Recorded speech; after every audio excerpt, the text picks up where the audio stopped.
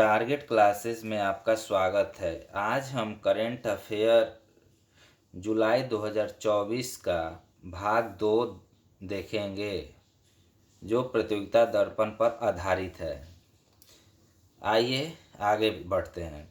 हाल ही में कितने राज्यों में विधानसभा का चुनाव हुआ? यानी हाल ही में कितने राज्यों का विधानसभा चुनाव हुआ? उस 4 राज्यों में हाल ही में विधानसभा का चुनाव किया गया।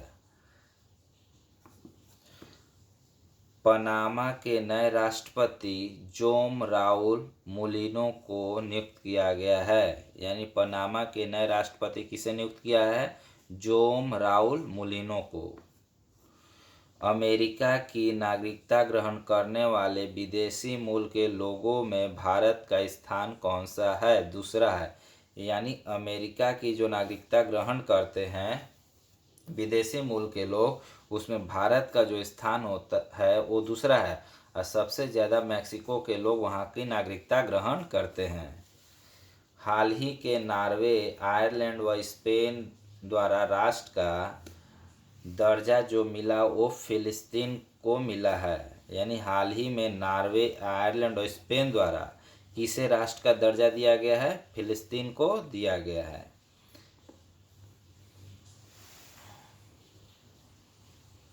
सेवाओं के वैश्विक निर्यात में औसत वृद्धि 8.9% है। यानी हाल ही में आंकड़ों के अनुसार वैश्विक निर्यात की औसत जो वृद्धि की गई वो सेवा का कितना रहा? 8.93%। 8.9%। GTRI यानी global trade research institute report के अनुसार भारत का सबसे बड़ा व्यापारिक जो भागीदार है वो चीन है। यानी global trade research initiative report के अनुसार भारत का सबसे बड़ा व्यापारिक भागीदार कौन है? चीन है। याद कर ले, GTRI यानी global trade research initiative. World economic situation and prospects report के अनुसार भारत का आर्थिक जो वृद्धि दर दर्शाई गई है वो 6.9 दर्शाई गई है। यानी world economic situation and prospects report के अनुसार भारत की आर्थिक वृद्धि दर 6.9 दर्शाई गई है।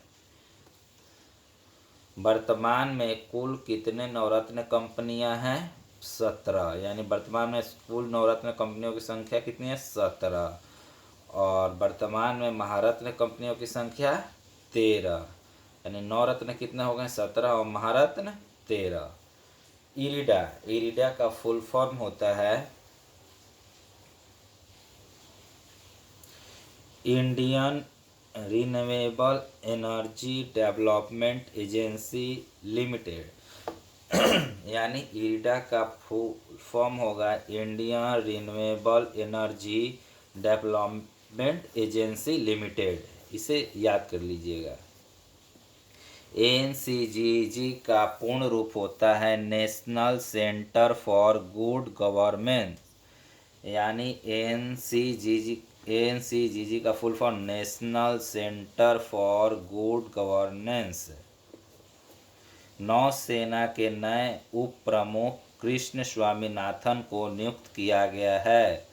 नौसेना के नए प्रमुख कौन बने हैं? कृष्ण स्वामीनाथन। GST अपीलीय न्यायाधिकरण के पहले अध्यक्ष संजय कुमार मिश्र को नियुक्त किया गया है। यानी GST अपीलीय न्यायाधिकरण के पहले अध्यक्ष जो नियुक्त किया गया है वो संजय कुमार मिश्र हैं। सुप्रीम कोर्ट के बार एसोसिएशन के अध्यक्ष कपिल सिब्बल को नियुक्त किया गया है। यानी सिविल कोर्ट के बार एसोसिएशन के अध्यक्ष कौन है? कपिल सिब्बल।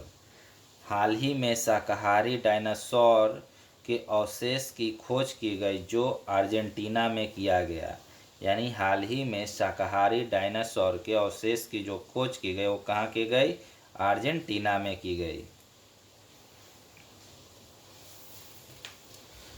विश्व जूनियर चैंपियनशिप 2025 का आयोजन असम के गुवाहाटी में किया जाएगा। यानी विश्व जूनियर चैंपियनशिप 2024 का आयोजन कहाँ किया जाएगा? असम के गुवाहाटी में। दुर्लभ खनिजों के संबंध में खनिज शिखर सम्मेलन का आयोजन नई दिल्ली में हुआ। यानी दुर्लभ खनिजों के संबंध में खनिज शिखर सम्मेलन का आयोजन कहाँ हुआ? नई दिल्ली में। हाउ टू बी हैप्पी पुस्तक के लेखक रस्किन बॉन्ड है।